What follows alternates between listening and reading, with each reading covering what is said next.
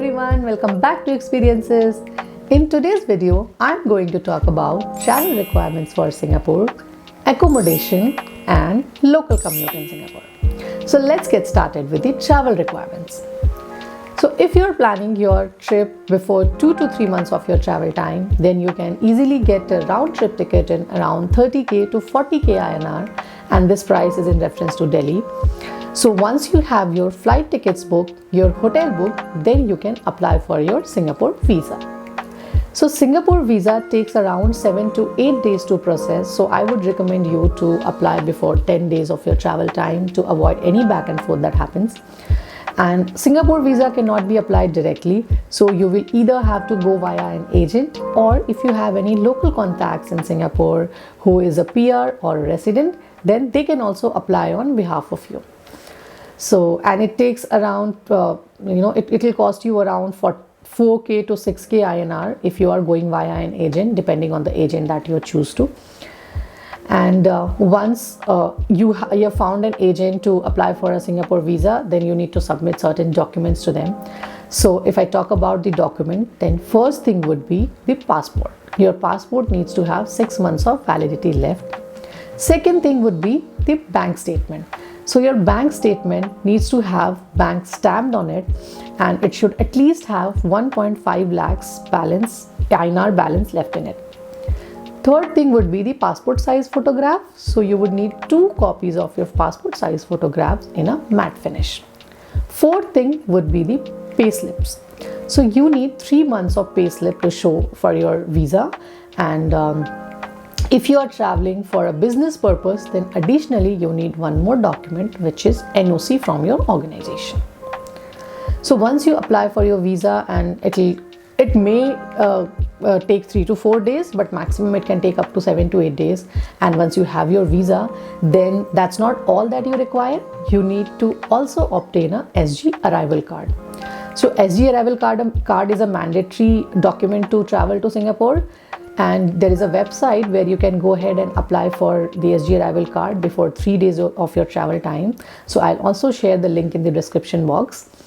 And if you don't have your Singapore arrival card obtained before your travel, you also have an option to go to the Singapore airport and then apply for it. But I would highly suggest if you apply for it before your travel time and you have it in your hand, because it might get validated at the airports in India as well. So it's good to have. And other than your SG arrival card, you also need to carry your double dose vaccination certificate. So now that's all for travel requirements. Let's move on to the accommodation. So for accommodation, I would say Singapore is a bit expensive comparing to the other cities and countries that you travel. So a 4-star hotel in Singapore can cost you around $250 to $300, whereas a 5-star hotel can cost you around $300 to $400. And this price also depends on the date that you are traveling, the portal from where you are booking your tickets from. So I would suggest to do your own research and look for multiple portals to see what suits your requirement the best and where you get the good offer from. So I had got really good offers from booking.com, so you can check on similar platforms. So yeah, now if I talk about the area where you need to stay, so you can either stay around Marina Bay Sands, because if you're taking any hotel which is near to Marina Bay Sands, you can get the mesmerizing view of Marina Bay Sands as well as the Singapore city. That is going to be an advantage. Apart from that, you can also stay in around Orchid Road.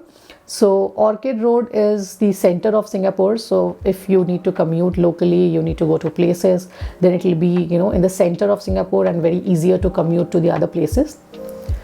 Apart from that, there are also several hotels available in Clark's Quay area. So you can also explore that option. Now let's move on to the local commute. So local commute in Singapore, I would say, is very easy because they have very good public transport network in Singapore.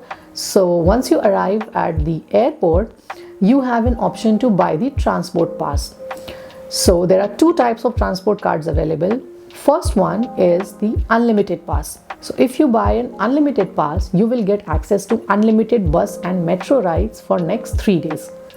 So if you are traveling for 3 days or less, then you can go for this pass.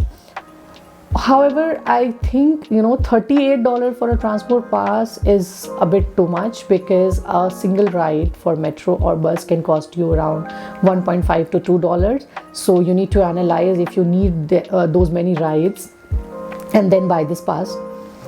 And if you're traveling for more than 3 days, then there is another type of pass which is also available, which will cost you $10. So in $10, $5 is the price for the card and $5 is the balance that you will get. And once the balance gets over, you can easily recharge at any metro station. Other than this, like if you don't want to buy a transport pass and you have a MasterCard with you which has the international transaction enabled, so you can directly use that MasterCard in any metro or bus rides. So that will also work. And now when you have the transport pass or you have the MasterCard, now you need to know the routes, how you would travel to the places, the attractions that you are going to see in Singapore. So for that, I would suggest you must install few apps on your phone. Like there is an app called Move It, there is an app called Singapore MRT. So these two apps, if you have with you and you're traveling to any places, you can just put your destination area in that and it will show you the routes. So it will show you metro routes, it will show you bus routes. So it will be very easier for you to commute. And you can also install Grab app, which is a universal app which you can use to book your taxi. You can use to order food online, or if you are going to any to see any attractions in Singapore like Universal Studios, Marina Bay Sands, Garden by the Bay. So for all those attractions, you can easily buy your tickets from this particular app.